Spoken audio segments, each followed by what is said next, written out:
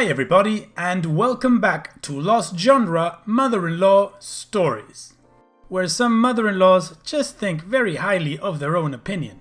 A quick side note before we begin, I want to remind you that there is another Lost Genre channel that is only focused on Am I the A-hole? It's called Lost Genre AITA Daily. You'll find the link in the description. Now, this first post is from a user that shared this story in the Lost Genre subreddit. So thank you, NannyLynn62. Now let's get started. My husband and I started out wanting to remain childless. Both of our crazy mothers freaked out over this every chance they could. For 5 years we had to listen to them about how we're ignoring God's wish for us. Thank goodness they hated each other or they would have ganged up on us. Then, when I reached my 30s, I got a surprise. We decided to keep the baby, but our moms didn't seem all that interested. In fact, when the baby came, neither of them rushed to the hospital. My mom never did show up and my mother-in-law came wandering in that evening. I had the baby at about 1 a.m. My sister, on the other hand, had gotten to the hospital as soon as she could and had stayed with me all day. My sister and I had both walked back down to the room housing the viewing window. She wanted to see her new nephew again before she had to go home. My baby was being shy. While all the other babies that had managed to get themselves unswaddled were waving their arms, crying, or just looking around, mine had one hand over his left eye and the other hand over his mouth. All you could see was this little guy's nose and closed right eye. My sister looked at this and said, "Aw, he must know that he looks like his ugly daddy because he is already self-conscious." She then said, "It's okay, little fella, they have made great progress in cosmetic surgery." My husband and sister have always said hi ugly and bye ugly to each other. I don't know why, because they aren't. About this time, my mother-in-law and sister-in-law came strolling in, talking to each other and ignoring everyone else. They stopped right inside the doorway and continued talking so that it was awkward for others that were coming in and out. I have no clue why they did this. They frickin' live with each other. They could talk anytime. Also, it would have been no problem to move away from the door. One man even said, "Excuse me," twice. He then squeezed past them when they ignored him, and as he was walking away, my sister-in-law shouted after him, "Rude much?" My sister and I exchanged glances. We both knew something crazy was brewing. Finally, they both came up to the viewing window. Without asking me how I was or anything at all, my sister-in-law asked, "So, which kid is yours?" Uh-oh, this was gonna be interesting. Even though the names were on the little cribs, I pointed to my baby, who still had his hands over his face. I waited for them to complain that they couldn't see him. Instead, my sister-in-law turned to my mother-in-law and said, "You were right. He looks nothing like my brother." My mother-in-law replied, "I knew he wouldn't." My sister and I just stood there in stunned silence. Then the idiocy of the whole situation hit us both at the same time and we started laughing. These two were famous for loudly doubting the paternity of all babies born to everyone they knew.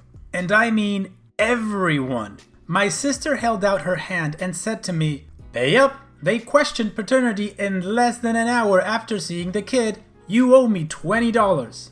We hadn't made any such bet, but these two idiots didn't know this. Playing along, I said, "But they haven't really seen the baby yet. His hands are over his face." My sister said, "Doesn't matter. Are you trying to back out of the bet?" It was at this time that my poor, sleep-deprived hubby walked in. My sister pointed at me and in a sing-songy, tattletale voice said to him, "She owes me $20. Moving as though on autopilot, my hubby reached for his wallet and took out a 20, which my sister then snapped up. He was too busy asking me if I should be up walking around yet to notice that he had just given up $20. To no one's surprise, my mother-in-law and sister-in-law suddenly left without having said hello or goodbye.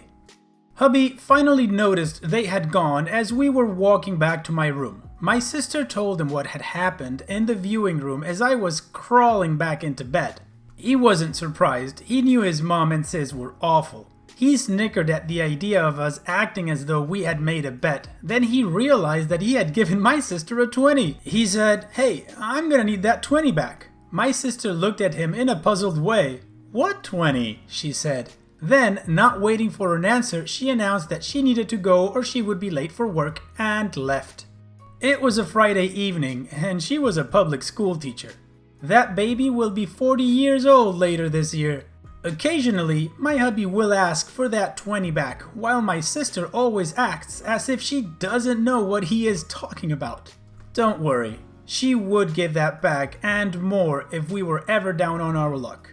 Well, OP, like I've said in the comment on the post that you left, I would have loved to see the face on your mother-in-law and sister-in-law when your sister brought this up. And your sister sounds awesome. She definitely had your back. Also, I always think it's good when hubby knows that his sister and mom are jerks. Thanks again for sharing your story. Alright, and now we move on to the next story. I have so much animosity towards my dear husband's family for various things they have done over the years. But my mother-in-law is the worst. The situation at hand is this. I had my third baby approximately 6 weeks ago. No phone call, no card, nothing. Typical, as she has done this with the previous two. We live in a 3-bedroom townhouse with hardly enough room for us. She insists on visiting in 2 weeks. No phone call to say, "Hey, how's this week for you?" Instead, she called my brother-in-law to say, "I'm coming this week and I'll be staying with you for 2 days. Then, since you have to work during the week, I'll be going to your brother's house for the remainder of my visit. Oh, and I'm bringing your great-grandmother." Now, I'm supposed to put these women up at my house with nowhere for them to sleep other than my daughter's bedroom.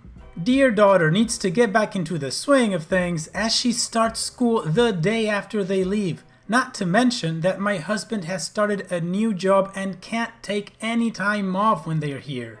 I can't get through to dear husband that she doesn't need to be in our small house for an entire week, staring at me from 7 a.m. until 7 p.m. when he gets home. He writes off the fact that my dear daughter needs to get to bed early and get up early so she'll be ready for school because it's his mom.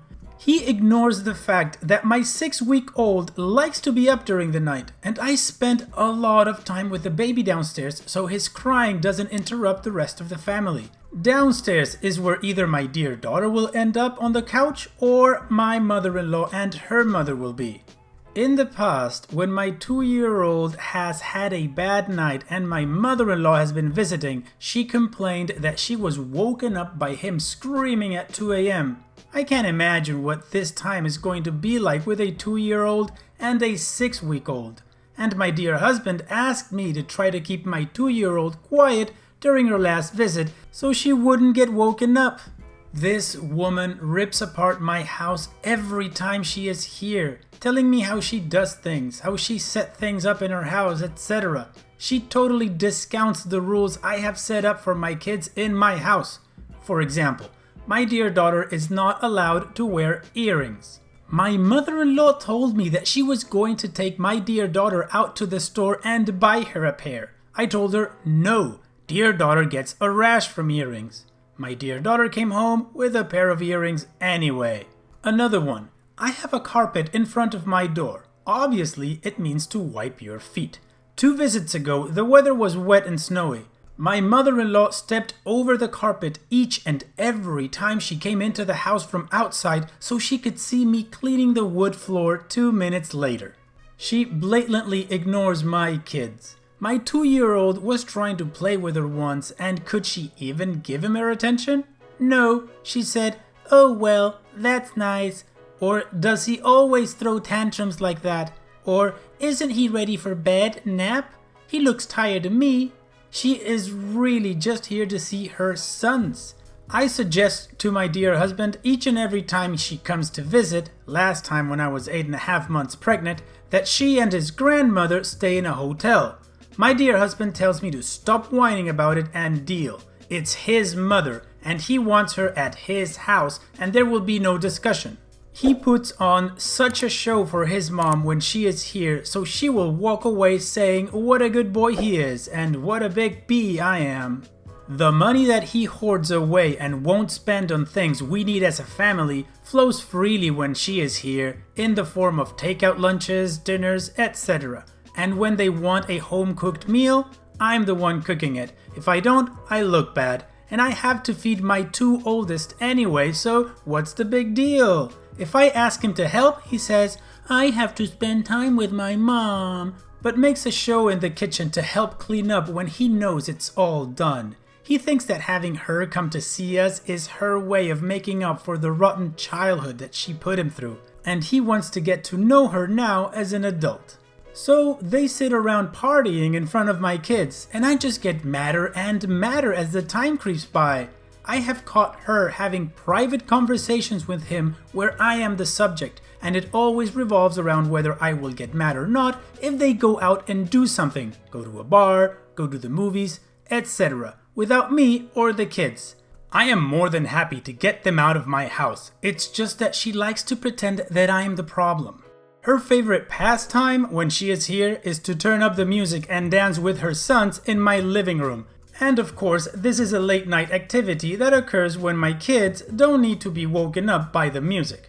If I ask for it to be turned down, she looks at me as if I'm interrupting her and her sons having fun, because brother-in-law will show up in the evenings to join in, then I'm left with him sleeping on the living room floor as well. Of course, dear husband says, oh, the kids won't wake up. Then in private, I'm accused of ruining his mom's visit. I'm about to lose it, but my words and feelings are wasted on my dear husband. He refuses to admit that his mother is a wench, that she never cared about her children when they were children, that she doesn't care about me or our children. And I know she knows her visits cause problems in our marriage. I just don't know how to get through to him. And trust me, I have tried. I've contemplated calling her up myself and asking that she either stay at my brother-in-law's house, 45 minutes away, or get a hotel 5 minutes from us. I just can't, because I know she'll get totally offended and called my dear husband up at work, and he'll tell her that his door is open to her regardless of what I say, and then he'll be furious at me. Wow, OP, you are definitely in a really sucky situation. Your husband needs a reality check.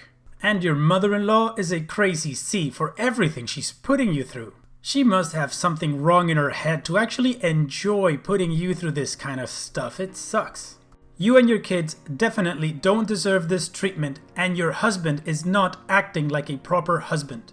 I think you need to really talk to your husband and put things in black and white, and if he chooses your mom over you, then I guess you know what you have to do. And I also hope somebody puts your mother-in-law in the place that she deserves. Ugh, okay, sorry about that rant. Now, let's move on to the final story. I have come to the conclusion that I have a truly destructive and possibly insane mother-in-law.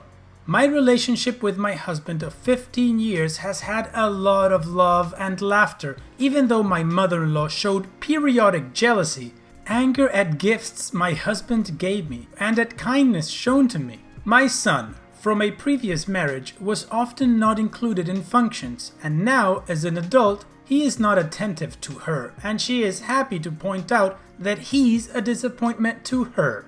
To my son's credit, he did say to her face, "I don't really care about what you think," and left the room.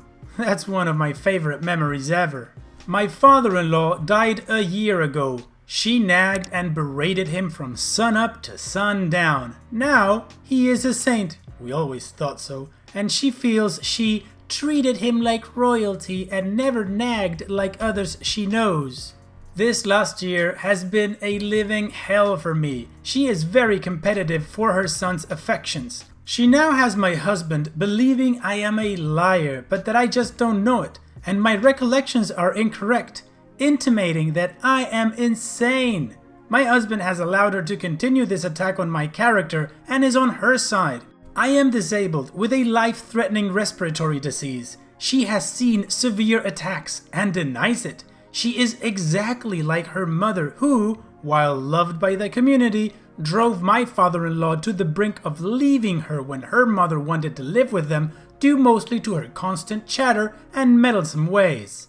Mother-in-law wants us to buy her house, build an addition onto it, and hook up the utilities for her. She expects to stay rent-free while we supplement her income to the point it was prior to her husband's death. She wants access to our house at all times, and she has already made her feelings clear on the subject of any changes that she disapproves of, down to, why do you want a garden? Why do you want a pear tree, etc. I have listened to 1,000 repeats of, my house is worth so much and yours is just a dump. I bought my house prior to my second marriage. It needed work, which I did, and have converted it to the look of an old English country cottage. It is also a historical schoolhouse built in 1855 and has loads of character. Mother-in-law says we'd be lucky to get anything for it. She states her house is worth at least double of what mine is. The house was built in 1955, is a very small ranch with a leaking roof and water-stained ceilings, and a moldy, musty cellar. I become ill every time I visit that house, but my mother-in-law has brainwashed my husband to think it's all in my head. My husband and mother-in-law constantly get together and discuss the buying of the house, but it is never discussed with me, and my husband refuses to discuss the subject with me without her presence. The whole move is based on saving my husband 20 minutes of driving time to and from work. And so that I can take care of my mother-in-law. She is from a family who lives into their 90s and she is 73 and in much better health than I. Her true wish, which she has stated to me alone, is to cause our divorce so her son can come home and live with her, use his father's bedroom, and fill his father's shoes. I am really in distress over this mess. My husband and I had a truly wonderful relationship prior to his dad's death. Even he has said to me that his father died to get away from her, yet he is completely snowed by this battle axe. When we visit, he is always so relieved to get away from her constant nagging and meddling. And she is a very poor housekeeper. The kitchen, bathroom, carpets, and hardwood floors all need repair or replacement. But my mother-in-law keeps drilling into her son's head about how I don't care about him, or I would move to save him this drive time and to have the greatest house in the world. Due to my health, I can't linger outside anymore. I wear a mask to and from the car, must always be in a controlled environment, and have little opportunity to enjoy the public life. I am a prisoner in the indoors of my home. My doctor has urged us to move to a dry climate to extend my life and possibly improve the quality. My husband is terrified of such a big change. I know that he loves me dearly and does not see how he wrongs me, and mother-in-law is mug and happy at the strife she causes. You must understand that I have turned my cheek to her pettiness while always trying to see the world in her shoes. I'm at the point of wishing my illness will bring my death or divorce, as my mother-in-law doesn't care what happens to her son's life as long as he's there for her. She is also comfortably well off, while our funds must be watched closely due to health costs. And I cannot see how we could ever afford living there, as the taxes alone are 10 times the ones we pay now, and utilities are higher there. I am not competitive, but feel that I'm forced into a no-win situation. If we should move out west, mother-in-law has already said she plans to follow us. I find myself, for the first time in my life, wishing for another to disappear, or at least have a stroke that takes her speech and mobility. And these thoughts make me feel so bad. But she sure doesn't care what she does to us. Don't feel bad, OP. I'm pretty sure everyone who's now listened to your story feels just the same about your mother-in-law. I do hope your situation changes in the sense that your husband opens his eyes. What about you guys? What do you think about this whole situation? What should OP do? Alright, and we've reached the end of the video. I hope you guys liked it. If you did, go ahead and click like, and of course, don't forget to subscribe. Also, remember there's another channel out there, Lost Genre, Am I the A-Hole Daily. Go over there and enjoy it. There's a link in the description. Finally, don't forget to check out the Lost Genre subreddit. And having said all that, I'll see you guys in the next video.